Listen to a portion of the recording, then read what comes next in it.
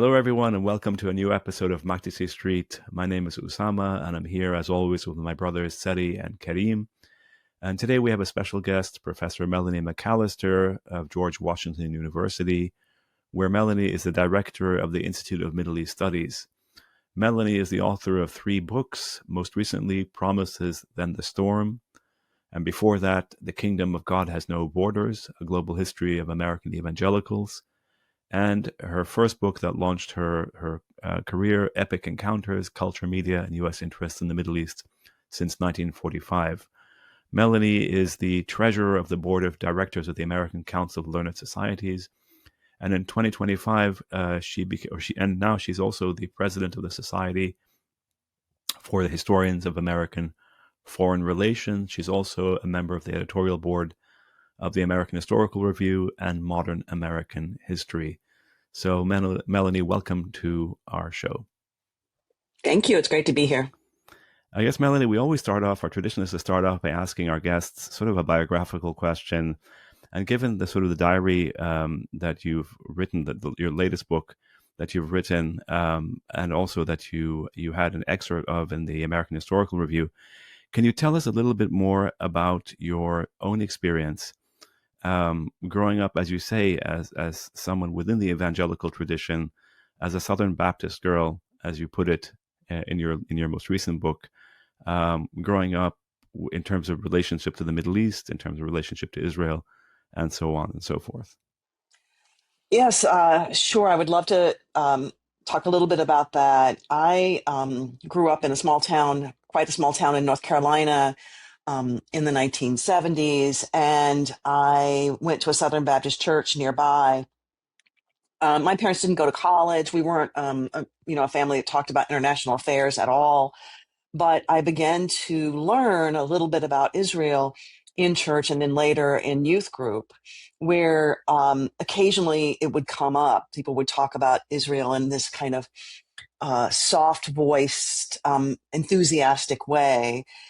And I still didn't really understand it, but I knew that I needed to understand it, or felt like I began to need to understand it when I was at summer camp one year. And we had the last morning, we had Vespers, when you're going to do prayers, but there's a kind of morning march around the campsite. It's a girls' Southern Baptist youth camp. And they had at the end a display of flags. And at the top, there were 2 flags. There was a U.S. flag and one I didn't recognize. And so when I asked my counselor, what's the other flag? She says with this tone, that's the flag of Israel.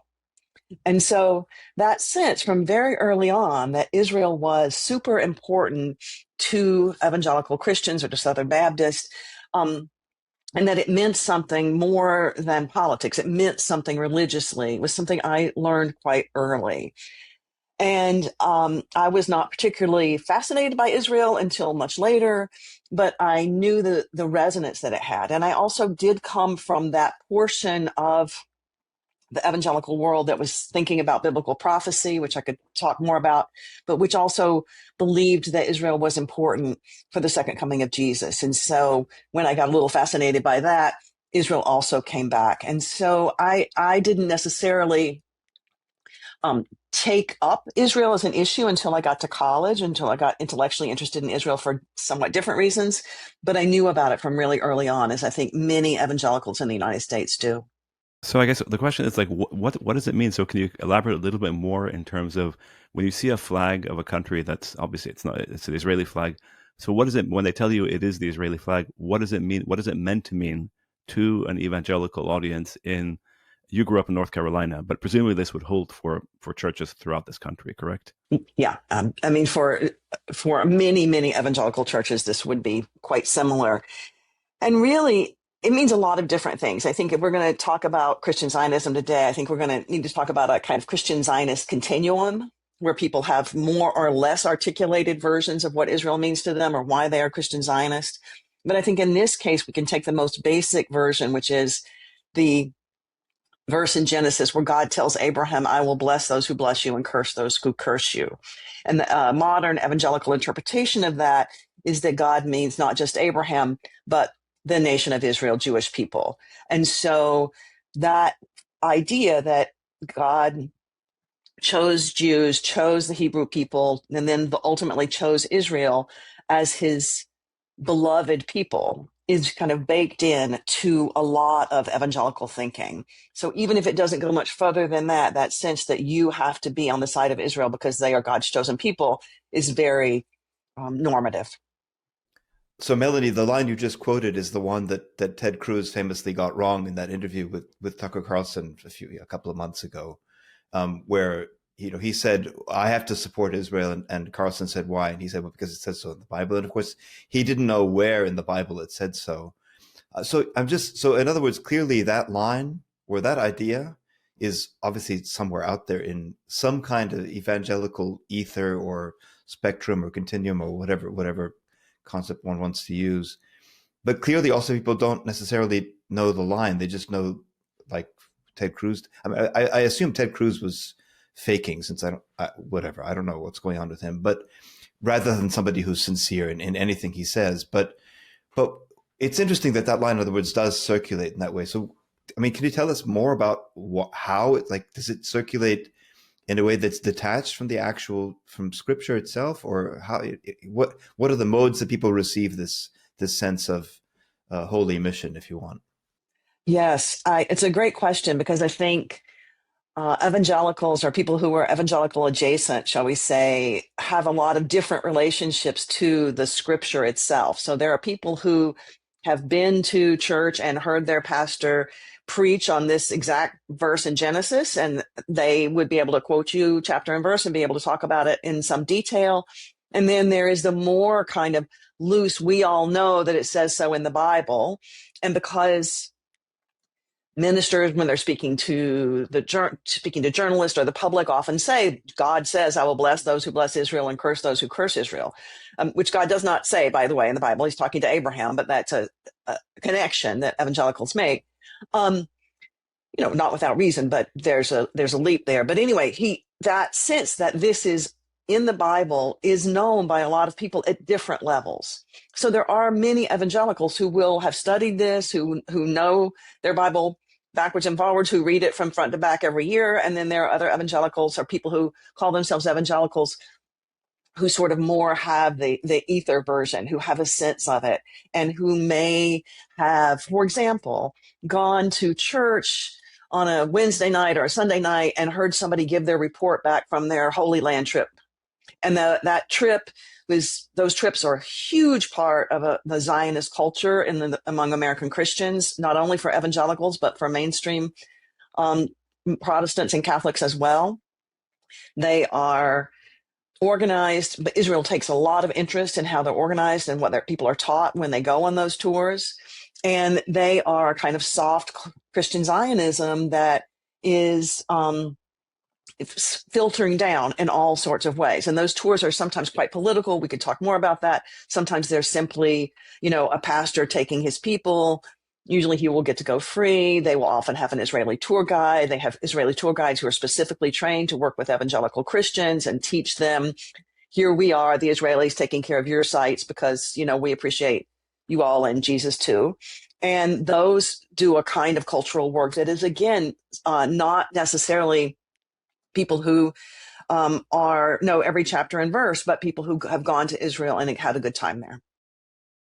Melanie, I want to ask, there's the other part in the Old Testament that we keep hearing about. I don't know if it's Genesis or one of these other sections, where this idea, the preachers in the evangelical church, at least some of the evangelical churches, that say, the Jews have to return. We have to support the Jews returning to the land of Palestine in order for Jesus, for the second coming of Jesus.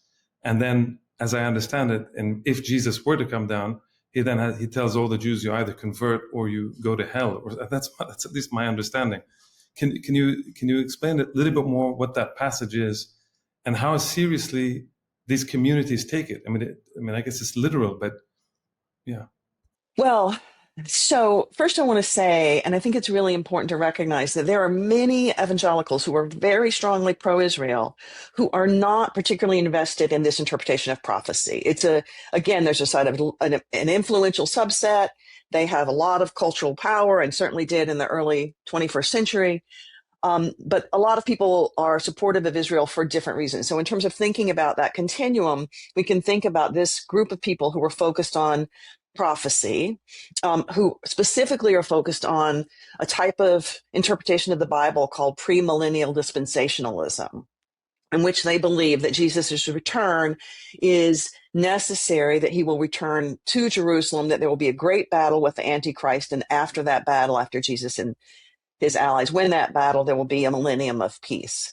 There are all sorts of evangelicals, especially these days, who don't particularly invest in that interpretation, but there are many who do. They are behind one of the best-selling Christian books ever, the series, the Left Behind series, that started in the late 1990s and went up 12 books into about 2005, 5 of which debuted as #1 on the New York Times bestseller list. I think I should get extra special credit for my scholarly work because I read them all twice. But they tell a very kind of That is fascinating... taking one for the team. Sorry. It was really, because they aren't super well written, I can say, but they are very fascinating. They're adventure stories, they're theological disquisition, they're very multiracial, very self-consciously multi-ethnic and global. But that view is that when Jesus returns, he can only do so once Israel, the people of Israel have gathered back or in Jerusalem or around in ancient Israel. And that's why 1948 was such an important marker for this group of prophecy interpretators. And then 1967 really got things going, because that's when Israel took Jerusalem, all of Jerusalem. And this interpretation argues that, look, every Christian, more or less, believes that people who are not Christian have to be converted to go to heaven. That's just a thing that many Christians believe. But the evangelical view is that in specific, many Jews will convert at the end times and find out that Jesus was their real Messiah. And those who do not, like everyone else, will go to hell. I mean, it's not specifically Jews who go to hell. It's everybody who's not a Christian, right?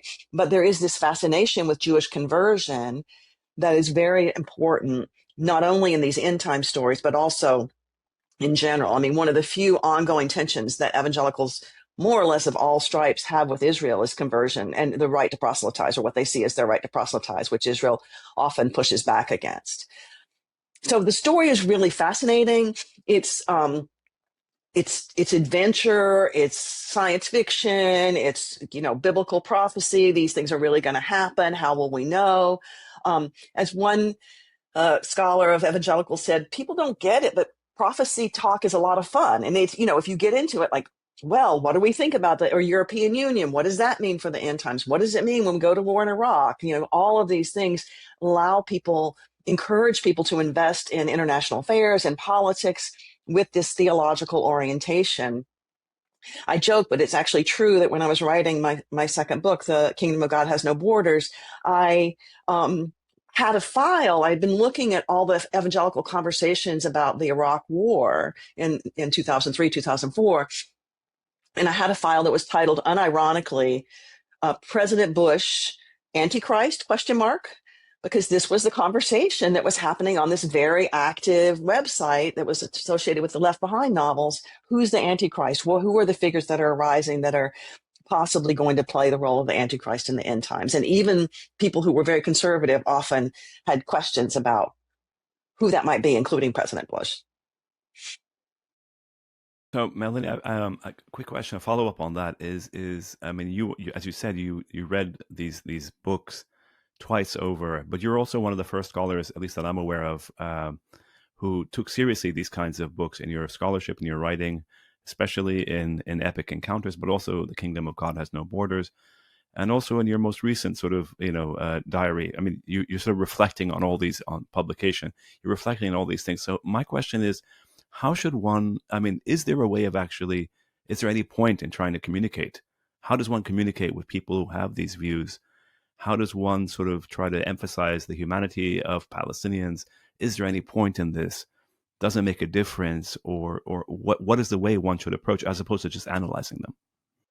Yeah, it's a good question. I think that people who are pretty focused on this particular form of biblical prophecy are probably not that open to a conversation about, Palestinian rights. I think that is a closed system in a lot of ways. But I think there are many people, and I have ambivalence about this, but one of the ways that people have tried to talk to American Christians about Palestinians that has been pretty effective is talking about Palestinian Christians. So there is a large swath, I would say this is very big percentage of American evangelicals who believe that Christians around the world are persecuted and who have taken that question of Christian persecution as part of their own identity and a part of their sense of what it means to be a Christian globally. And so when you talk about Palestinian Christians suffering under Israeli occupation, suffering because they're a minority population in Palestine, because other people don't recognize them or pay attention to their humanity, that's something that, in fact, Palestinian evangelical Christians have been pretty involved in.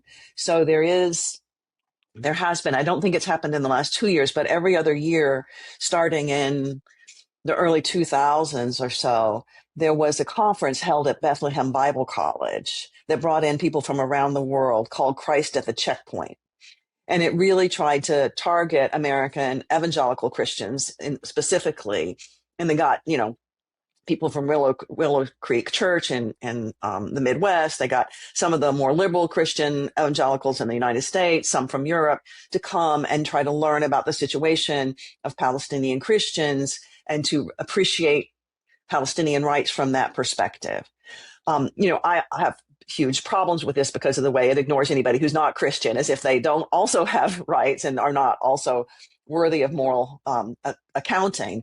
But that is such an important discourse, the discourse of Christian persecution, in globalizing American evangelicalism, that it has made some entree into the conversation. Melanie, we were talking about this before we started recording, but I mean, as you know, the three of us grew up in Beirut, in Lebanon, and I can't say we were a particularly church-going family, but we were part of a church, and certainly for Christmas and Easter and so forth. And the church, although ancestrally we are Greek Orthodox, our family, but the past 3-4 generations have been Protestants converted by American Protestant missionaries in the 19th century or the early 20th century. And anyway, the question is, when we came to the U.S. for college and so forth as adults, the Christianity we see here I don't know how to explain it, but it doesn't compute with the Christianity that we grew up with in Lebanon, even though there's a shared heritage there, because it's Protestant, because it's missionary based. It's got roots in all kinds of missions sent specifically by American missionaries in the 19th century. So what do you make of this disconnect? It's not just that I think now American evangelicals are beginning to recognize that there are Christians in the Arab world, that there are Christians in Palestine, Lebanon, Syria, wherever. But nevertheless, there is this incredible gap where these two strands of what ought to be in principle the same Christianity seem to be mutually incomprehensible. In other words, for us, at the most basic level, our understanding of Christianity places, for example, love and compassion and forgiveness first and foremost, not identification with any kind of state. Just at the most fundamental level. So when I look at this evangelical, what we're often told is right-wing evangelical Christians in the U.S., I can't comprehend them from a Christian point of view. I don't understand them as Christians, because that's not a Christianity I recognize. But so I know that's kind of a rambling question, but what sense do you make of this kind of mutual incomprehension between these different strands of what ought in principle to be the same Christian, Protestant, and American heritage at that? Yeah, it's a great question, but I think that it's not just that, coming from Beirut, where Christianity looks a certain way versus evangelicalism in the U.S., but really American church itself is incredibly divided, where people, the mainline liberal Protestant churches don't understand the evangelical churches and vice versa. I'll just since Usama said I was allowed to tell personal stories, I'll tell you the story of my cousin who was a Methodist minister in Arkansas.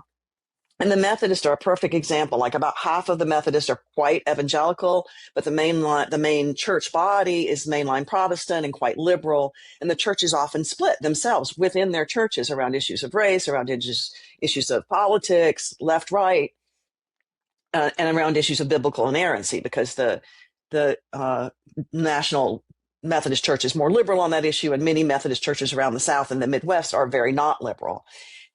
So that sense that the American Christianity itself, American Protestant Christianity, is quite split over politics, over biblical interpretation, over racial identity, that is, I think, one of the major realities of Christianity in the United States since the 1960s, since the 1970s. There is churches that become no longer recognizable to each other as churches, that actually see each other as the major problem with Christianity. And I think that attitude goes both ways. And I think that part of what we're seeing is that, and again, I want to say this really clearly, we're not just talking about white evangelical Republicans when we talk about evangelicals. So American evangelicals are increasingly multiracial, and they are increasingly complex around their politics. So again, it all depends on how you make the definition. If you ask somebody, are you an evangelical? Many theologically conservative Black Christians will not say yes, because they think evangelical is a political identity that they don't share. But if you ask people, are you born again? Which is a very insider term that evangelicals use to describe themselves, then 35% of Black American Christians say yes. 35% of Black Americans say yes. So depending on how you define the terms, evangelicals include a great many theologically conservative African Americans. They include a lot of American Latinos. Then obviously evangelicalism is very popular in Latin America as well. Asian Americans, Arab Americans, it's a multiracial group. And the younger in the demographic you go, the more multiracial it is and the more liberal it is. So when we talk about white evangelicals, we are making, I try not to talk about white evangelicals because it's making a distinction where in fact we might need to see the connections. So Black evangelicals share almost all of the theological presuppositions of white evangelicals, including some real interest in the end times, but they don't share their politics around this, state, welfare, school lunches, medical, health insurance. They do often share white evangelicals' politics around abortion, and often share its politics around Israel, although less so. So we need to think about evangelicalism as, again, encompassing a lot of different kinds of people with different views. And one of the reasons that's important, it's important to be accurate, right? I'm a historian, whatever, but also you can end up creating a discourse in which a certain kind of white conservative evangelical gets to own the term and other people are made invisible. And that's actually probably not the best way to think about doing politics around these issues. So, Melanie, if I could just follow up on that. I mean, when you talk about this diversity of the evangelical sort of community, or the group of people, the many different churches, whether it's racially or geographically or even nationally, and you're right to point out that there is a huge diversity within this what we call evangelical Christians or Christian Zionists. But you did sort of hint there in your answer to Seti, is there a generation shift taking place? And you said they're becoming more, the younger they are, the more liberal they are. Does that mean that on the question of Palestine, there's more recognition of the appalling sort of treatment of the Palestinians, and in fact, the genocide that we've witnessed over the past 2 years? Is there any sense that there is a shift taking place? And what are those debates, insofar as you're following them? What kind of debates are taking place? So that is so important, and you're absolutely right, because we've seen a huge, as we have outside of the evangelical world, there's a huge shift within it based on generation. So there was a recent survey in 2021, so before the Gaza war, and they asked self-identified evangelical and born-again Christians who were age 18 to 29, whether they supported Israel or Palestine or neither in the conflict. in 2018, 69% said they leaned toward Israel. In 2021, 33.5% did. In 2018, 5.4% leaned toward Palestine. And in 2021, 24.3% said they leaned toward Palestine. So that's a huge transformation among evangelicals. And that's before Gaza, right? Obviously, that's before Gaza. So and there's been what explains that shift, Melanie? I think it really is that there is a generation. We'll see if they stick, but there's a generation that has come up.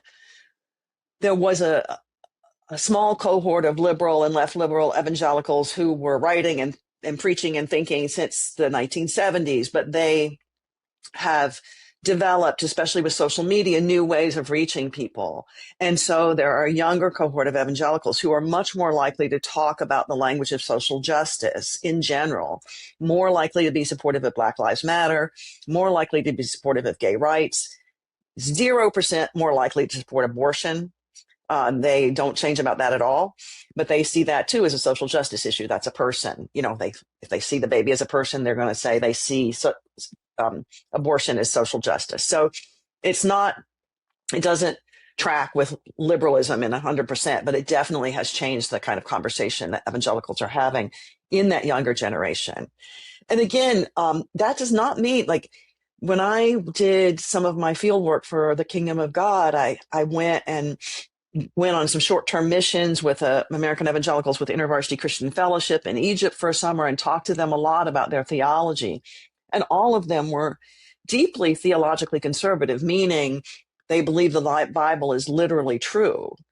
But that meant, in a way, that one of them said to me, and I just love this, she said, I believe every word in the Bible is literally true, so that's why I'm a socialist. Because, the poor. And so, it takes you different ways depending on how you read. And so I think that there is some change. I don't know. We'll see what happens over time. But right now we see much more evangelical concern among younger people about Palestinians than we ever have seen before. And that's definitely been true since Gaza. And it's also true, by the way, and Usama, you have actually written about missionaries, so this probably won't surprise you, but people who are doing missionary work in Palestine or in Lebanon tend to be more supportive of Palestinians, tend to be saying, the people that we're trying to serve can't get food after the Gaza war, right? The people we're trying to serve can't get health care. And there was many more missionaries in the West Bank, but they have been talking and complaining about the lack of food going into Gaza, about the attempts to take over more and more land in the West Bank. They've been pretty outspoken. Not everybody, but like World Vision. Are you talking about, sorry, Melanie, are you talking about evangelical missionaries? Or are you talking, as in what we've been talking about, or are you talking about sort of more traditional, older forms? The traditional missionaries are definitely doing that, but even evangelical organizations. So World Vision, which is an evangelical, kind of liberalish evangelical organization, spoke out against the Gaza. Well, they spoke out against all violence in October 2023 and talked about the killing of children as a problem everywhere. There's not radical talk, but it's an awareness. And so even the Southern Baptist Convention's Send Relief organization, which is one of their missionary arms, talked about, sort of they had a kind of carefully neutral statement that said, we feel bad for everyone who's been hurt, but they do mention, they say, in this statement, 200,000 have been displaced in Israel and 1.9 million in Gaza. This is October 24, and saying we need aid to these countries to get in. Both countries, they're always very even-handed that way, but they are speaking in a way that's quite different than people who are like, everything should go to, so, we were talking about this Zionist continuum before, and I just can I speak about that just for a second? So I think it makes sense to think about the different ways that American evangelicals are Zionist, and also other Christians too. But you think about, okay, there's the rapture crowd who's really looking towards the end times, and Israel is part of that, and with enthusiasm and a kind of bloodlust.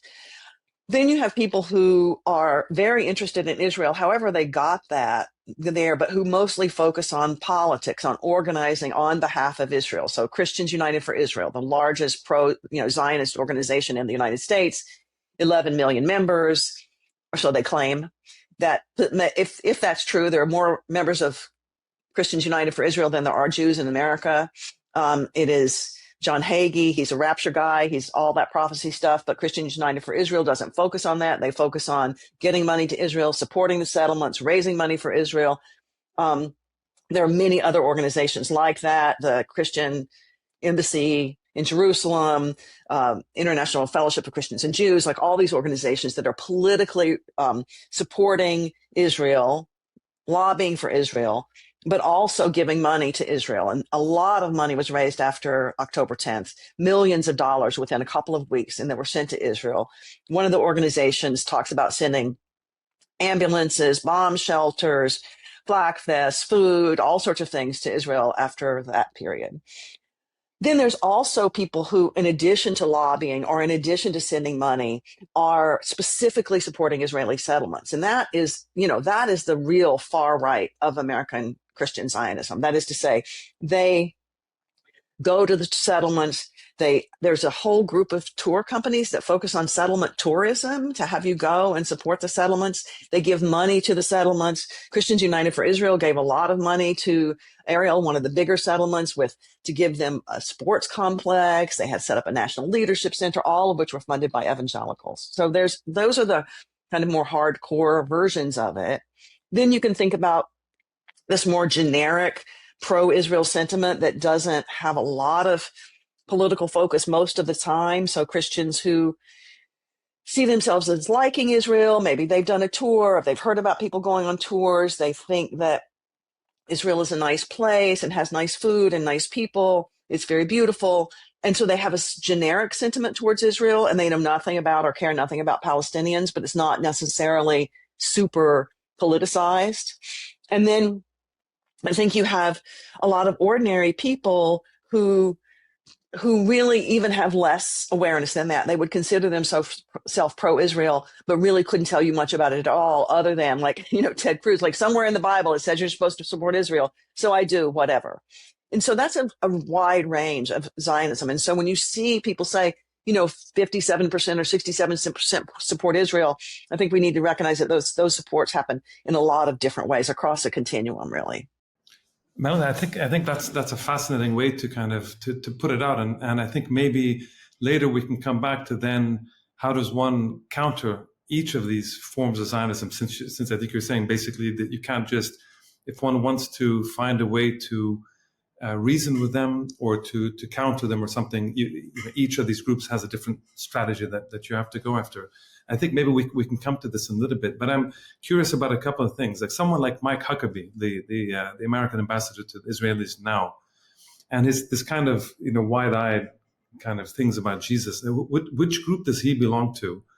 And and do these people play an actual role, or are they just just used cynically by the Israelis in that kind of sense? And also, actually, can I just piggyback on Kareem's question? Like Mike Huckabee in particular, since he is now an actual representative of the United States of America, which is mind-boggling, but whatever. Does he actually believe this stuff, or is it? I mean, I don't. 100%. He must do. He must do. He looks it from his eyes. You can tell he does. Right. I obviously, as George Bush used to say, I don't know his heart, but everything that he has said has been completely consistent on this. He's a Baptist minister as well as a former governor of Arkansas, right? He supports the annexation of the West Bank and Gaza. He's clear on that. He says, here's a quote where he says, "I think Israel has title deed to Judea and Samaria. There's no such thing as the West Bank. There's no such thing as a settlement." And in another context, he said, there's no such thing as a Palestinian. Like, you don't get any further right than Huckabee on this. So the fact that he's the American ambassador is incredibly influential and pretty shocking.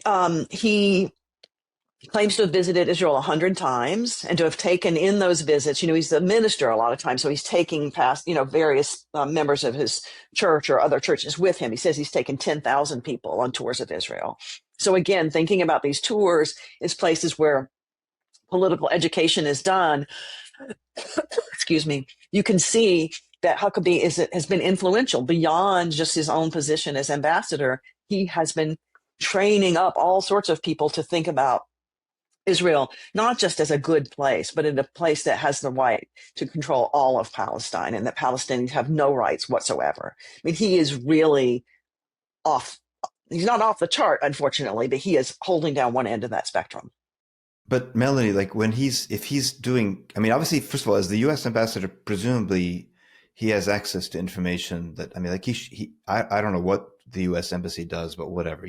They must have some sense of what's going on in the West Bank and people being expelled from their homes and the terror of the terror regime of the settlers and all this kind of stuff. And then when he does these bus tours, I mean, like, or these pilgrimages to various Christian sites in the West Bank or in Jerusalem itself, even. Like do they go? I think they go to probably Nablus and Hebron and places like that. So do they? I mean, when they go to the old city of Hebron, like what? I don't understand how any human being, for example, irrespective of their political beliefs or religious beliefs, can look at the old city of Hebron with what's happening there, which is where some of the religious sites are, and not just be outraged at a fundamental human level. It is an outrage what's happening in the old city of Hebron. It's outrageous from no matter what disposition you come from, no matter what your political belief is, as a human being. So is there like something? Are the goggles, are the lenses too strong that he just sees always rose colored? What's like? Put us in his head when he sees that stuff. When he sees the houses forcibly abandoned, when he sees Palestinians queuing up for miles. You don't just mean Huckabee. You're just talking about Huckabee as a type. Huckabee as a type, yeah. Yes, Huckabee as a type, but also now, especially as an actually, at least theoretically, more informed type than somebody who's coming from a jet flight from Little Rock, Arkansas. Like this guy actually is in a position to actually know fundamentally much more about some tourists coming from Arkansas, right? So put us in his head. What does he see when he sees these horrors? Does he just whatever? They don't count. These people really aren't human. What's going on in his head? I mean, I'd love to be in his head to see what it is that he's seeing. How he manages to discount what he sees right in front of him. And I think that he does know, right? Obviously, that Palestinians are being displaced, that people are, being forcibly removed from their homes by settlers, all of that stuff. He's got to be completely aware of that. But there's this fundamental way in which I'm going to try to do this in as sympathetic a way as I can, just to try to give us some sense. But of course, I think he's appalling. But if you take a history that talks about Jews and their ancient connection to the land, and you take that as the fundamental reality, the fundamental God-given rights of Jews to this place, and you see history as being not linear, but actually being kind of hopping over a lot of other things and now being fulfilled in this moment, God's history being fulfilled and acted out with Jews now controlling all of Palestine, which is in fact the case. The sense is that this is God's plan, and these other people who are there can go somewhere else. It's not their land. They can leave because it's not theirs, and they got here somehow. They're living here, but they could just go somewhere else. You can even say, don't even wish them bad. As long as they leave the Jews alone and don't have any terrorism, I don't even wish them ill. They just need to go somewhere else because this is Jewish land. And so it's really that sense of like the ownership, the deed that Huckabee talks about came from God, 2,000, 3,000 years ago, many thousands, and nothing else can interrupt that. Even the reality of people moving and living there. So it does require looking at Palestinians and saying, you are just an Arab, and Arabs have plenty of homes. Go to one of those. Then you hear this a lot. There are a lot of Arab states. Why don't you go to one of those? As if, there's nothing, Palestinians or other Arabs have no national identity. They're just Arab. And so one place is as good as another. And another thing that you'll hear is that Palestinians and others have deliberately stayed in refugee camps to keep Israel looking bad, and to keep from sort of normalizing the situation, and therefore they are responsible for their own suffering. I mean, you hear a lot of this stuff, and it's the only way that someone who actually sees himself and in other places of his life will be quite attentive to giving money to the poor, to helping people in need, to going to visit people in the hospital. I mean, he's a pastor. He's had to do all those things, but it's a matter of who you see and who you just look over. So Melanie, I wanted to ask as well about people like Peter Thiel, who, the German-American billionaire who I think now is best known for having created, or, depending how one wants to talk about it, the vice president, and is his political sponsor, and who may end up being president for another 8 years after Trump.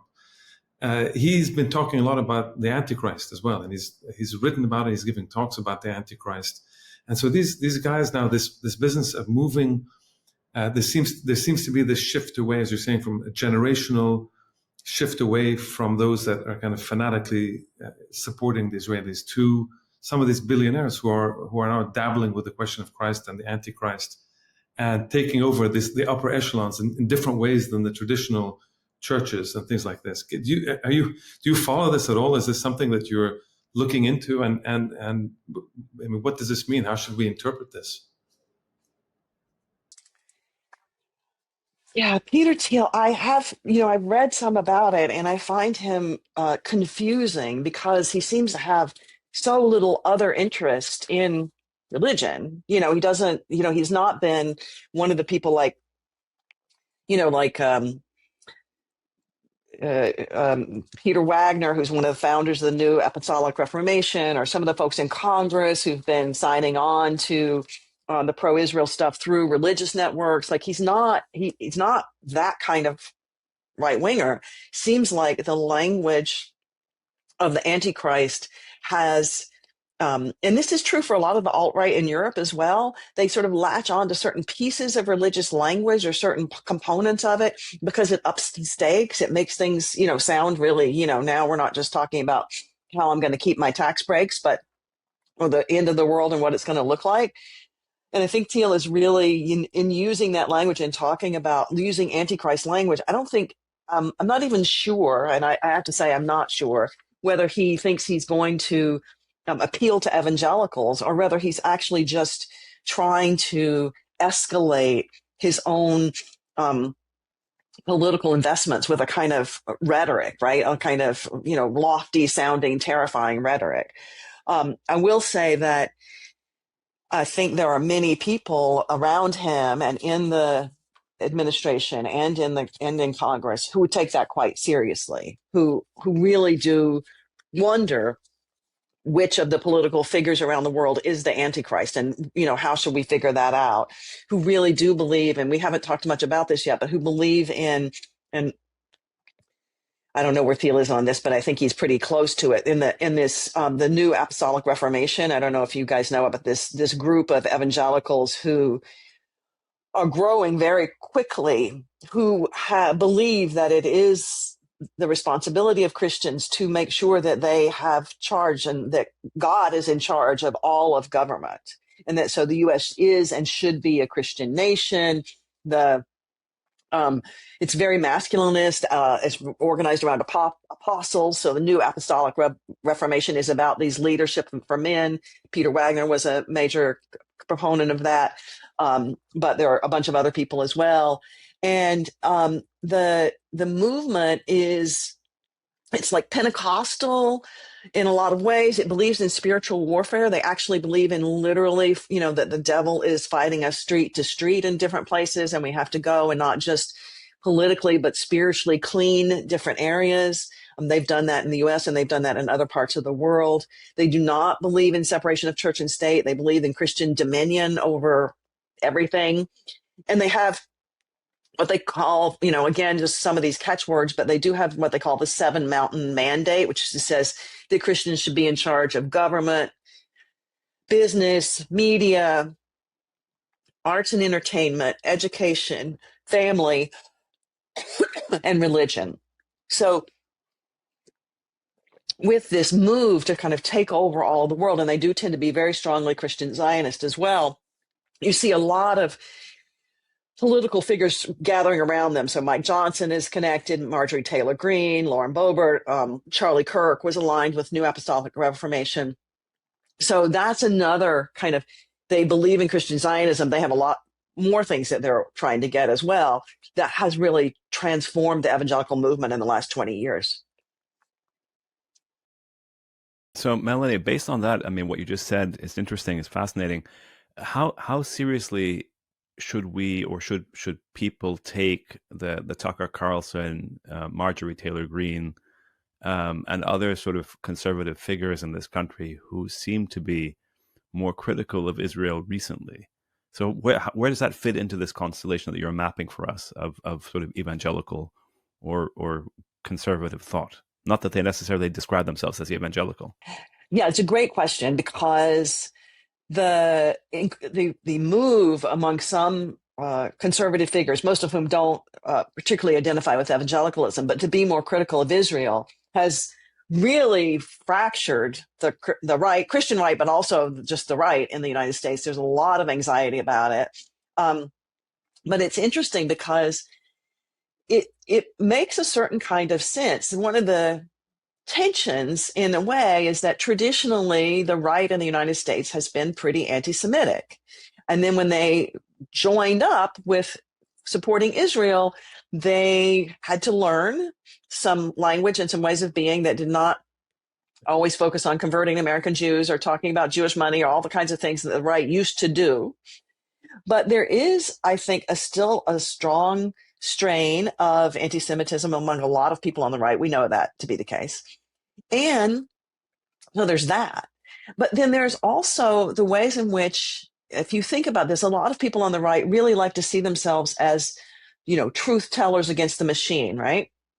And so there is this part, I think, that is genuinely a little bit, I don't know if radical is not quite the word, but that's genuinely trying to say, we see what is happening, and why should we be bowing down to Israel when they are taking our money? We're having to spend a lot of money on their military aid. We're having to send them all these weapons, and we're tired of being at war in the Middle East. I mean, a lot of Trump's supporters are pretty sick of Middle East wars, actually. That's one of the reasons, that's one of the platforms he ran on that people don't talk about very much.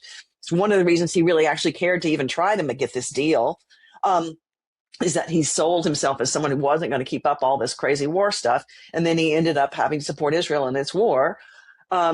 And so I'm actually not totally surprised that there's a component of people who are saying, like, we are sick of this, we're isolationists. We're sick of these foreign policies. We don't care about these people. Just leave them alone. Let them get out of our hair.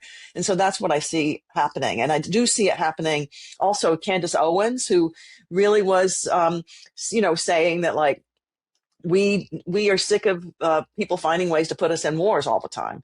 And so, again, I think it's a kind of isolationism that probably part of it, as well as maybe some, not being so crazy about a Jewish state as a concept. Not that they would say it that way, but I think that's probably part of it too. But Melanie, actually, I mean, I take your point entirely and, concur. But the other striking thing about this recent rupture on the right in terms of support for, or lack of support for what the Israelis are doing, especially in Gaza, but not only in Gaza, there is I don't know, maybe humanitarian isn't the right impulse. They're certainly not pro-Palestinian, clearly, but they are.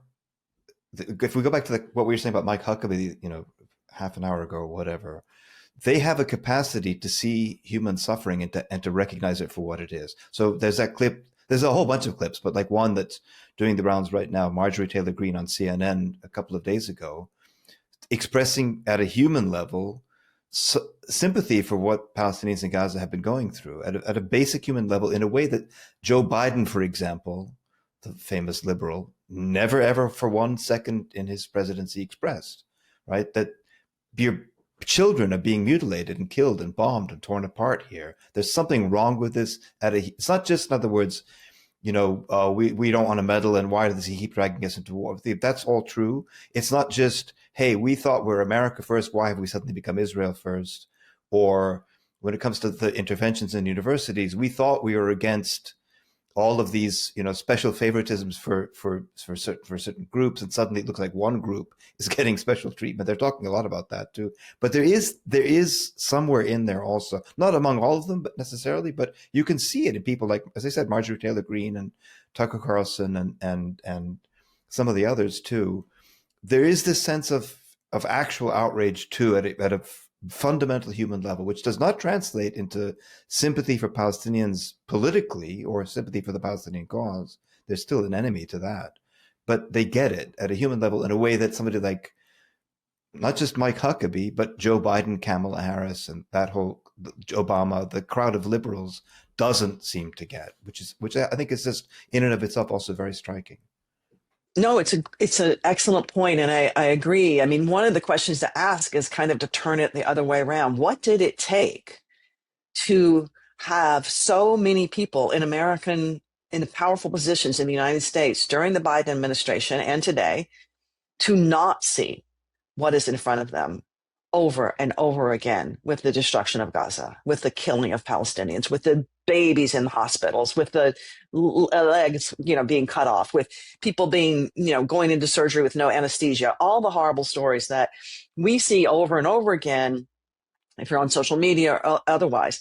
Maybe ordinary people, I understand that many of them, if you're watching Fox News, you may not see this. You may actually not know. You may not be aware. But somebody like Marjorie Taylor Greene or Tucker Carlson, who maybe has more access to more information, there's some way in which they are actually, again, evangelicals tend to have a lot of humanitarian sensibility in general, to feel like they, it's not political, but you have to give to the poor. That sense that they are actually seeing what is in front of them. Really, it's fascinating to think about how much work it took for everybody else not to. Like how really wrong this country has gone for 2 years and for many years before that, to refuse to see things that were so deeply offensive and deeply painful and horrible. And so in a way, it's like, yeah, if somebody's just saying the emperor has no clothes, and really the question is not why do they see it, but how can everybody else not see it? What has happened? Melanie, I think that's an excellent question, and it's a question that we grapple with and ask all the time. It's been 2 years of genocide. It's been this extraordinary sort of the obliteration of an entire society, the starvation of children. I mean, a level of cruelty that's been live streamed that none of us have ever experienced or witnessed or seen. So I'd like to wrap with this question, if you don't mind, Melanie. Your most recent publication is sort of, as I said, this diary, Promises, Then the Storm. And so it's a diary, sort of a form of diary. And my question is, what is your sense of the impact of this kind of writing or this take that you've offered us in terms of when you generalize it to academia? Because the question is not just for Marjorie Taylor Greene or all these other people, politicians or the viewers of Fox News. It's academia itself, and you're the American Historical Association, the debates that took place there, and so on. So what's your take about the impact of this genocide on how we should think about the going forward, and what we've been doing for decades and decades that led us to the point where so many people have remained silent, have remained, in a sense, unable or unwilling to see Palestinians or talk about a genocide? Can you just, I'll let you wrap on that. It's such an important question. Yeah, I wrote Promises in the Storm because I was beside myself, basically. I was on fellowship at Radcliffe. I was supposed to be writing another book, and watching what was happening every day was pretty horrific. And I was back in Cambridge, where I had started my political activism in the 1980s. So I was literally a half a block from where I'd been a full-time pro-Palestinian political activist, 35 years earlier. So it resonated a lot for me. And I was thinking a lot about what Palestinian activism looked like then, how much it has changed. And I saw two things. I think we all have seen two things at the same time. This remarkable move towards Palestine that we have never seen in the last, when I was growing up or when I first started teaching at GW. It's been going on for about 10 years, but students suddenly were out on the streets protesting at high cost. and to be able to take risks on behalf of Palestine. I never even thought I would see that in my lifetime. So I think that was profound. But then unfortunately, the more remarkable thing was that it was not everybody. It was not most people. It was a small minority. And most Americans really continued to know what was happening and to refuse to speak of it or to see it. And I think for me, that was a searing indictment of liberalism in the United States, of not just the Democratic Party, but a whole raft of liberal opinion. Obviously, some people spoke out a lot and have said a lot, but that it was a whole remarkable array of people, including administrators at universities, who refused to take the most basic human rights stance, the lowest politics of basic rights that would apply in almost any other situation, and refused to talk about Palestine or Palestinians as having those rights, as being even seen as being suffering. The absolute refusal to see the suffering or to account for it in some significant way seems to me to be the worst indictment of American liberalism since Vietnam, and maybe worse than Vietnam.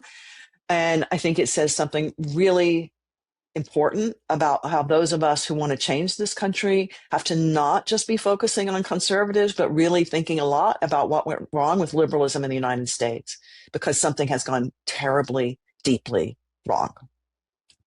I wish I had the answer. I don't, but I know that that's the point at which I see my own thinking and my own desire to do something, is trying to deal with people who think of themselves as liberal in the broadest sense, but who manage to run universities or run corporations that continue to ignore what we've seen in front of us happening in Gaza and in the West Bank, but specifically Gaza. Melanie, thank you for that. All right, guys. Well, that was a really, I think, fascinating discussion with Melanie especially about Christian Zionism and its variety and its sort of, in many ways, its depravity in terms of thought, in terms of anti-Palestinian thinking. Karim, what did you think? We'll start with you and then move to Sadi. I thought it was fascinating. I mean, I am very, very interested to learn more and to know more about the way in which these kinds of Christian evangelical and maybe other kinds of Christian communities in the US that are these kinds of ardent Zionist supporters, and who often, as we're seeing, I think with the generational shifts, are not understanding what is actually going on, but have this incredible community where they do band together, they organize together. They're very, very effective in the way that the left, we always talk about the left, they're extremely effective, and you can mobilize them in their thousands and in their millions to whether it's lobbying Congress or sending some kind of funding to the Israelis or whatever it is. So I'm really quite fascinated with where they get this stuff, the biblical, the scriptures, where they believe very strongly. At least some of them believe very strongly that they're being spoken to in a certain kind of way and take things very, very literally.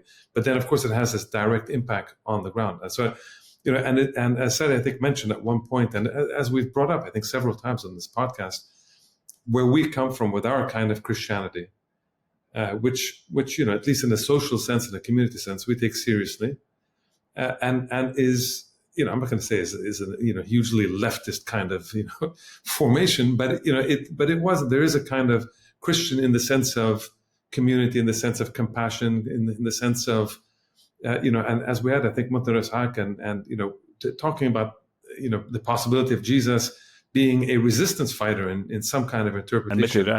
And Mitrahib as well. So we have had this discussion, and again, let's not over romanticize. There's plenty of kind of Christian communities here that are quite right wing, etc. But in this kind of evangelicals, it seems to be, it's not even like a different religion. It just seems to be a different planet.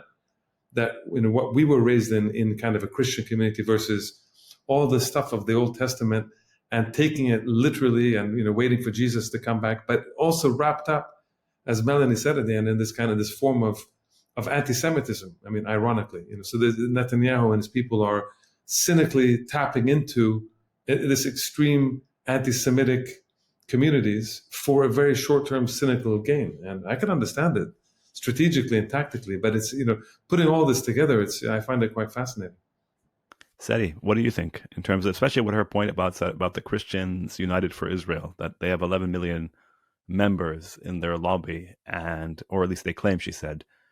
And so how does that reconcile with the idea of a generational shift that she was talking about as well?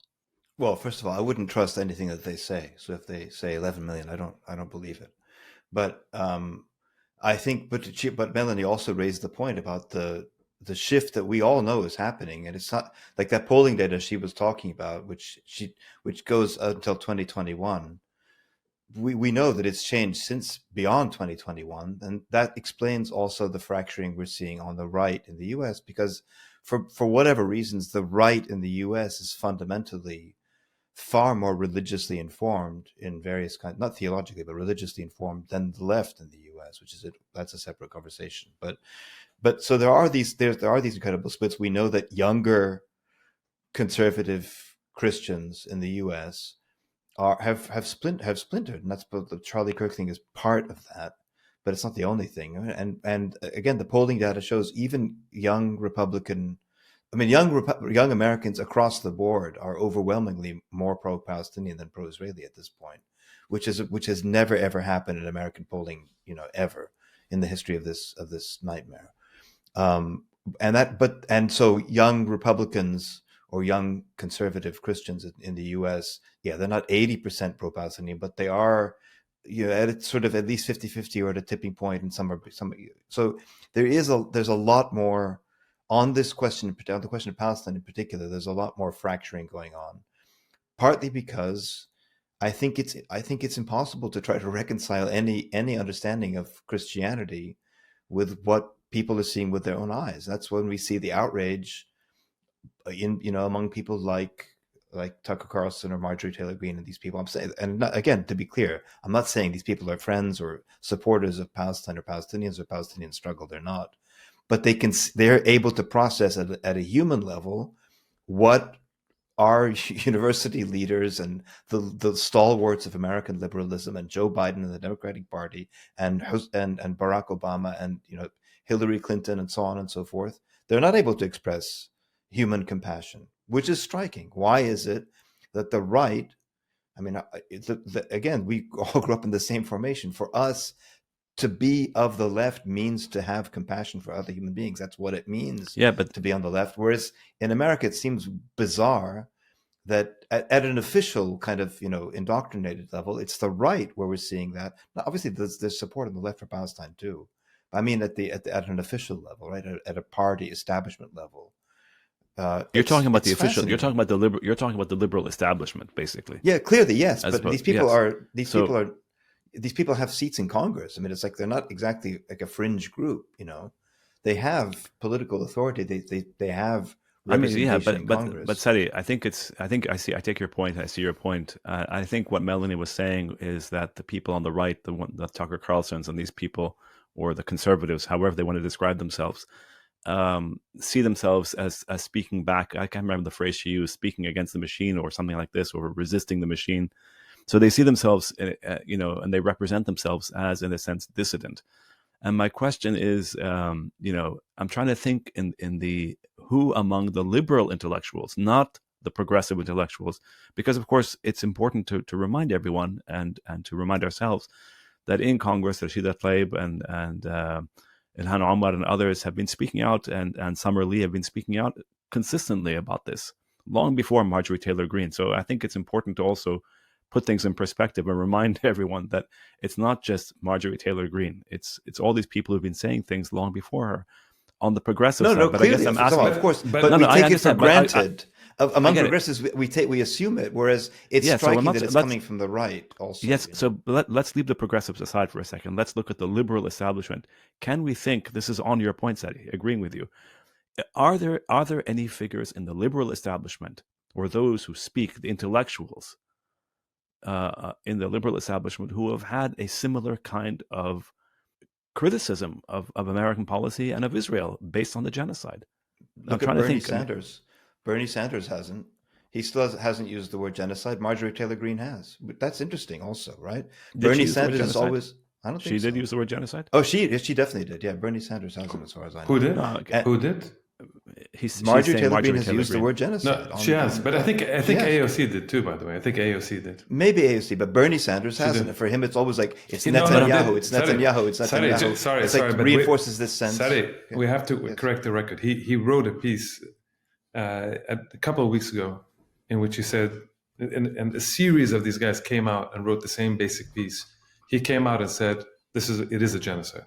Okay, thank So you. After 2 years, basically. And But I'm talking. he's okay, meant guys, to I'm be not like talking about. he's but meant Seti, to be like the placeholder for the left wing of the so-called left wing. No, of no. the But Democratic Party. I guess I'm asking a different question. I'm asking a question about. I'm wondering if we can see among the liberal intellectuals, is there a similar kind of dissidence? Like, in other words, a sense of saying, you know what, after 2 years of genocide, this is completely appalling and unacceptable, and we're gonna say it's unacceptable. Well, That's what I'm trying. if I can, so I think it would Kenny, be go interesting now. Yeah, I think it's interesting now. I think this will start coming out, and I think we can start testing it now, because now the elections are starting to come, and this liberal establishment, you know, you've seen Kamala Harris is out in her book talk, and she's been heckled in various places she's gone, you know, for the genocide and for not doing anything. But I think a lot of these mainstream politicians and the liberal kind of mainstream are beginning to see that the popular shift has happened, and they're trying. I don't know if they use the word genocide or not, but they're trying to shift to match this popular sentiment, because they've seen Mamdani, they've seen all these other people, and they know that this is just purely, if nothing else, on a cynical view, they want to start to get votes out of this. So they're beginning to recognize, I think, this mass popular shift on the Democratic side, on the so-called liberal side. Maybe you're right. And this might be reflected now. I think, and now in the election season comes, I think it'd be interesting to track this. I guess the last question. Okay, go ahead, Sadi. No, Well, I was going to say. just Sorry. go ahead. It's just in response to Karim's point. I think, Karim, I think you're right that individual politicians might. We'll have to see how far they're willing to go. But we can also bet that the Democratic establishment, meaning the Clinton-Obama, chokehold and Nancy Pelosi chokehold over the Democratic establishment, they will do everything possible to thwart that and to pick candidates who toe the line, as opposed to not just them, Sadi, and their donors and their backers and yeah, the of course, lobbyists and all these. That's the whole why, thing. Yeah. But I guess the last question I have before we just end this really interesting discussion is: did you get from Melanie's responses to us, to our questions? Did you get any sense that there's any point in trying to reach out, or trying to not reach out, but at least address or rebut the so-called Christian Zionists? I mean, she seemed to be saying, Melanie was saying that there's a whole spectrum, and that you have to sort of, and Kenny, I think you were asking her this question, that you have to appeal to them at different levels. But what was your takeaway from that, Karim and then Sadi? I mean, that's what I was trying to ask, and I'm not sure, because I missed the first part because of my audio, but I'm not sure if you had asked that. But I think she did a beautiful job laying out, and it is. I mean, maybe we know this somewhere, but sort of laying it out in that spectrum.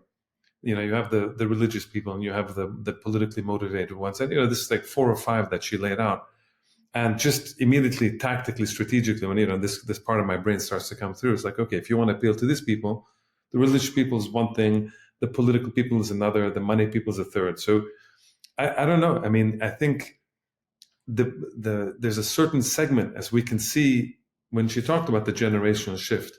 There's a certain set of, not the cynical, but more the kind of perhaps the religious types, when they actually see, if you can actually expose them to what's going on, to the realities which they're absolutely not exposed to.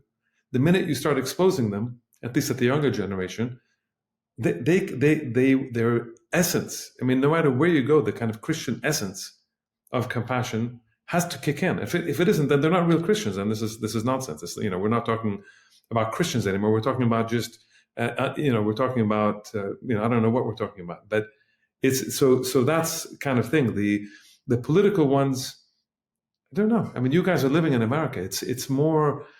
There needs to be there's my concern is that with people. That's why I brought up Peter Thiel, and you bring up these kinds of people. The guy of Peter Thiel, he's the Palantir guy, right? But you have the other guy, what's his name, Alex Karp, who's Jewish. He's not Christian, but I mean, this kind of Zionist group, whether Christian or Jewish or any other kind of category. Alex Karp, all these billionaire types that are now pumping, incredible amount of money and wrestling control over a lot of the social media. That when Netanyahu was last in DC, he came and he said it very openly in a press conference. Finally now we get to control TikTok. So we have this situation where these guys are now, they've understood. So I think the way I see it, and I think we've had this, it's interesting if we go back and look at the podcast, I think we'll see a progression where we were talking about this stuff, where early on there was, AIPAC looked very weak and very thin as people were beginning, the college protests, etc. And then there was a moment where the crackdown really begins to happen in a very serious way, and the protests kind of begin to morph, and it becomes very defensive. You're worried, and are you going to get thrown in prison, and is the professor going to get punished, and all that kind of stuff. And they succeeded up to a point in that. I mean, one has to say there was a success. Then there was as especially I think over the last few months with the famine and all that, you had another resurgence of this, including the Tucker Carlson types and people like this, with the famine that really pushed another set of popular anger towards the Israelis and more sympathy. And the release of Mahmoud Khalil and the fact that Mahmoud Khalil was and the court I think it was a different phase. I think the Gaza genocide, the famine, really kind of it pushed to a different level. So the response to this now is what we're seeing, which is to have total control over media, social media. So they moved beyond college protests, which is, I think, as far as they're concerned, was a huge success. And now we've gone on to the other popular way of expression. So if college campuses is one thing, then the TikTok sphere is the other, and that's what they're working on now. So it's this kind of. But it's constant, one thing. I see your point, but it's one thing to try to take over TikTok and to censor TikTok. It's another thing to actually try to censor and reshape an entire generation. It'll be interesting to see. You're right, to see how this plays out. No, but also, this is their response. But I'm saying, saying this is the response. This is the response. Yeah. Fair doesn't point. mean it's going to work, but that's what they're doing. Because good point. They're not that dumb, and they realize what it was. So they're very smart. They're very smart. I don't know how smart they are, but whatever. This is clearly the hole they needed to plug, and they've. But even with TikTok, for example, we know Meta hires the person who does the censorship on Meta, which is Facebook and Instagram. It's somebody who used to work for the Israeli Ministry of Foreign Affairs or the Israeli Army. BBC too. Didn't BBC have that? New York Times. Yeah, but my point is, but even so, there's still. Yeah, and I think the censorship is not. It's very difficult to censor hundreds. They've just started things. Sorry, they've just started. No, I'm talking about on Meta. Okay, well, guys, about Meta itself. There's already stuff happening there that escapes the censors. Yes, they get things. They get posts. They get organizations. It's harder for them to censor social media than to censor the New York Times, which doesn't even take much of investment because it does it for itself, right? CBS, now they've obviously captured CBS, and that's. Sorry, I honestly think this discussion is very important. I think we need to get someone on. We should get somebody who can talk with more authority about this kind of stuff. Yeah. All right. Well, all guys, right. Thanks, guys. Thanks again. Thanks. Good to see you guys. Thanks to Melanie. It was a great conversation. Yeah. Okay. Definitely. Bye. Bye.